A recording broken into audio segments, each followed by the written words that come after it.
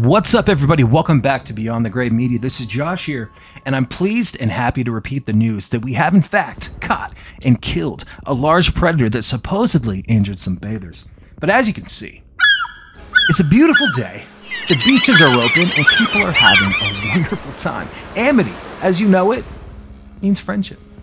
Mr. Vaughn, what we are dealing with here is a perfect engine. It's an eating machine. It's really a miracle of modern science. All the machine does is swim and eat and make little sharks. That's it. Now, why don't you take a long, hard look at this sign? Those proportions are correct. Love to prove that, wouldn't you? Get your name in the National Geographic. Martin, it's all psychological. You yell, barracuda, everybody turns and says, what?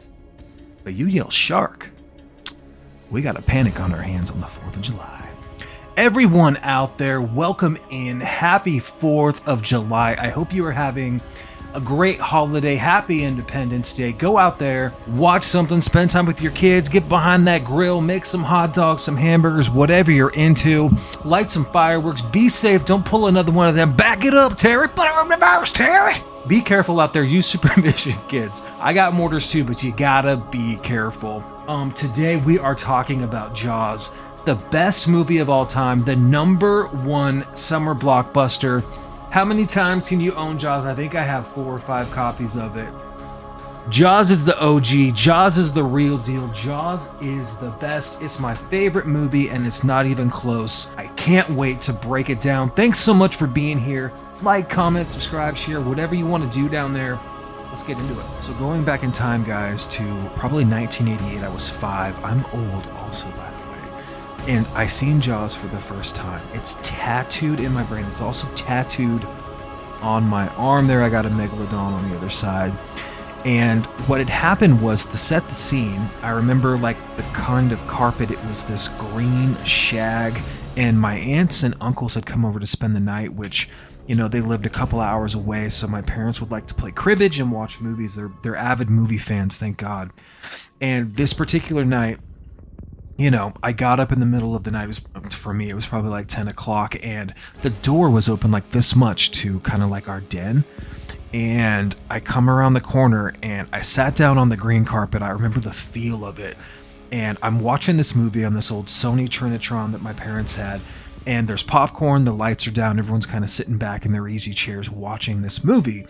And in this particular movie, there's this scene where it looks like there's kind of like this rockaway, this kind of beach, this little inlet, and there's this guy in the boat, and he's paddling, and he's talking to these kids. He's offering advice, and of course it ends up being Chief Brody's kids. And the next scene where he is leaning over in the canoe to try to like help the kids, and the shark comes from the side and grabs his leg, proceeds to tear it off, and then float to the bottom of the surface and land on the ocean, or I guess it was the sea floor there. That scene was so effective. I sat there for probably another 35-40 minutes before somebody got up, and I was completely, I was lost. I could not, I was so scared that there was a shark out there that could actually eat somebody, and the effects that it would have. I became obsessed with sharks from that point forward. I remember going to school, you know, in the oncoming years, 6, 7, when I was learning to read, and in Vancouver, the school library that I went to did not have Jaws, and so I put in a request somehow. Maybe I asked the teacher or something, and I got in the mail Jaws, the Peter Benchley paperback. I should go grab it. And it came to the house, and my mom was like flipping through. She's like, "You can't read this. This is an adult book. This is an adult book. There's bad language, there's sex, there's a lot of death, and you know, there's shark murder. Basically, you're not allowed to read this." And she sent it back, and I was so upset. And so back in those days, also, right, you would get these magazine things in the mail, and somehow, maybe they got me a subscription or something, but I started getting these scuba diver magazines. I was just obsessed with sharks in the ocean. It totally transformed my life. I became an avid horror fan. Like, sharks at some point weren't enough. They're still like my favorite thing in the world. Great whites particularly. So I've always told my friends, like, if I'm gonna die, I want to die by a great white shark. Like, that's like my dream. It's the most horrifying thing in the world. It also, like, I'm so just enamored with, I'd be like, this is how I go. This is fitting. Like I deserve this. You know, I worship sharks. I absolutely love sharks. I'm obsessed with them. So seeing Jaws for the first time when I was 5, I proceeded to obsess over that. And then whenever I would go with my family and we would go and see my cousins, this same aunt and uncle, they'd let us rent Jaws, or they would let us rent the sequels. And it was like, it was a thing with me and my cousin Brett. That's all we did was rent Jaws. Eventually we worked our way up to Night of the Demons and the Willies, you know, Ghost Story. But forever it was Jaws. Jaws the Revenge was huge. Jaws 3D, you know, it was kind of hokey. But the first 2 Jaws and then Jaws the Revenge, we watched on a loop for 4 or 5 years straight. All I did was watch Jaws. I can quote it. It's my favorite movie in the world. And my favorite time to watch it, I watch it a lot. Anyway, I watched this movie the 4th of July religiously. I got my wife into it. I don't know if she humors me and she doesn't really like it. My son, he's got shirts. He likes it. This was like one of my favorite versions forever, the 30th anniversary here, the widescreen, because it came with this book, right, back in the day. It's kind of beat up. Mine's a little, I read it a lot. Bruised and broken, you know, I care a lot about this movie, so. And I thought that was the best until this thing came out from Universal, the 100th anniversary one that kind of pops open, and it's got all the special features of that DVD plus a ton. You know, there's like 6-7 hours of special features on this damn thing. And I thought this movie would never look, man, I beat this thing up. I mean, I buy it a lot, and I'm one of those people that, this is from Best Buy, you know, whenever that thing came out, I've had it since then. I'm one of those people where I give the gift of Jaws. I'm kind of known for that in my friend group. Not to brag or nothing, but yeah, I give the gift of Jaws. I've had a couple of friends that have never seen Jaws, and what I'll do is I'll get multiple copies of it and I'll just give it away. It's my favorite thing. It's a huge piece, and luckily there's this giant community now as I've grown older that are also obsessed with Jaws. That you know, god damn, it's so cool. And so then, you know, the newest one from Universal, the 4K. I wish I had the Steelbook. I can't believe I don't have that. I'm gonna have to just buy it. This 4K, my wife got me for Christmas a couple of years ago when it came out, and it's pretty incredible too. My box is getting beat up. I watched this damn thing so much. Really awesome booklet. I absolutely worship Jaws. It's my favorite damn thing. I said that already. I love Jaws. Jaws. Let's talk about why. I think I just did. Let's talk about some deaths. Let's talk about some cool stuff. Let's talk about iconic character. Let's talk about Quint. The best character, probably one of my favorite characters in cinema. I don't know about of all time, but he's not exactly a role model, but he is quintessentially, it's a bad dad joke. Oh, we're on YouTube, people. We're supposed to be able to have fun. If you can't have fun talking about your favorite movie of all time, what are you even doing making content? I'm not going to edit this a bunch. We're just going to go. Quint is absolute God tier, S tier, whatever you want to call it. I just think Quint is the best, from Crush It Like Quint with the beer, the fucking toothpick, the hat, the way he bends his hat, like everything that he did as a shark hunter fascinated me. I thought Quint was probably, I don't know, I just wanted to be like him. The way he dressed, dude, farewell and adieu to those fair Spanish ladies, farewell and adieu to the ladies of Spain. When he starts like going through, oh my God.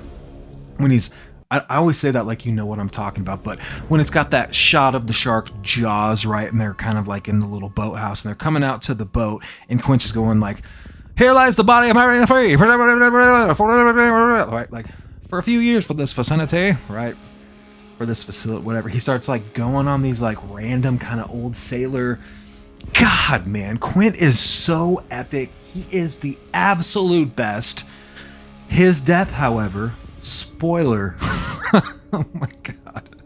Dude, Quint dies, and it's one of the saddest things. It has to be that way because the movie wouldn't be the same without Quint. You know, it's tragic. I absolutely love Quint.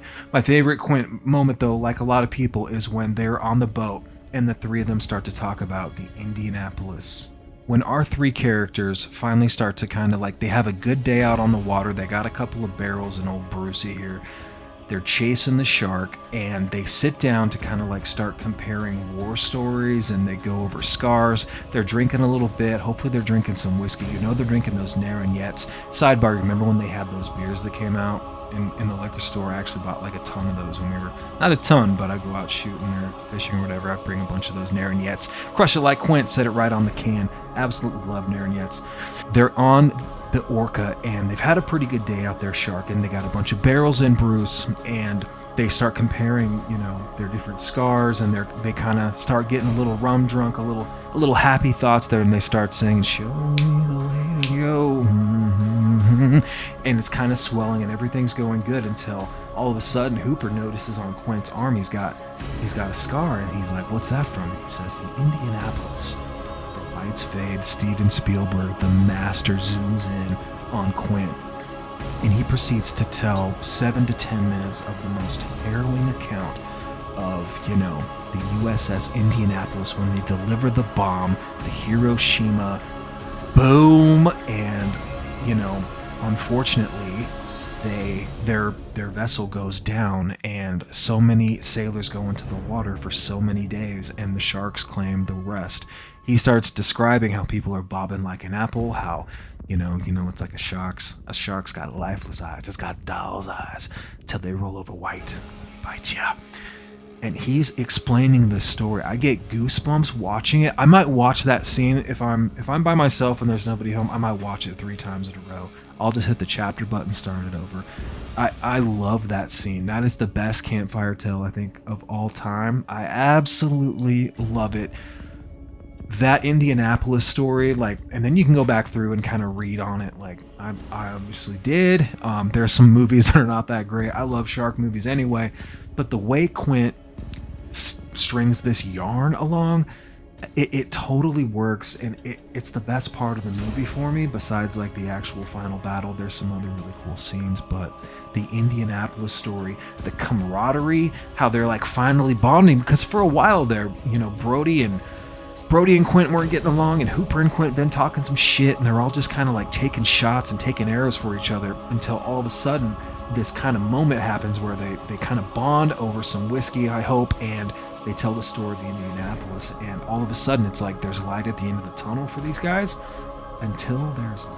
We got to talk about the music. We got to talk about how perfect the score actually fits the movie from John Williams. When it first begins, you know, and there's kind of like that harmonica, like I have everything in this movie memorized so much that as the scenes change, like there's this kind of lifting music, this kind of cheerful, adventurous music. And if you watch the movie with subtitles, it does say adventurous music or whatever. Like it starts. It's so funny. So as the music starts to change, the shark obviously enters, because for almost like an hour we only get little glimpses of the actual shark, and as it's coming you get that dun dun dun dun dun dun dun dun dun dun EF dun dun EF forever and ever, and it just continues to swell, and something so simple is so menacing, and it just I'm just hypnotized by it. I'm like, he's coming, and it's pop culture. Everybody knows the intro. My son knows it. He'd never even seen Jaws, and it's like it's in kids' videos. It's everywhere. It's part of the zeitgeist. The music to Jaws, it's a 10. It absolutely fits, and it makes the shark actually feel like he's there when he's not. You know, it's just showing people getting attacked, but there's no actual shark underwater. It's just this kind of like absolute slow death march. It's like something's coming at you. There's just music. There's nothing but the water, and it's coming for you, and I absolutely love that about it. So I love Roy Scheider. I love Richard Dreyfuss. I love Robert Shaw. Lorraine Gary's great too.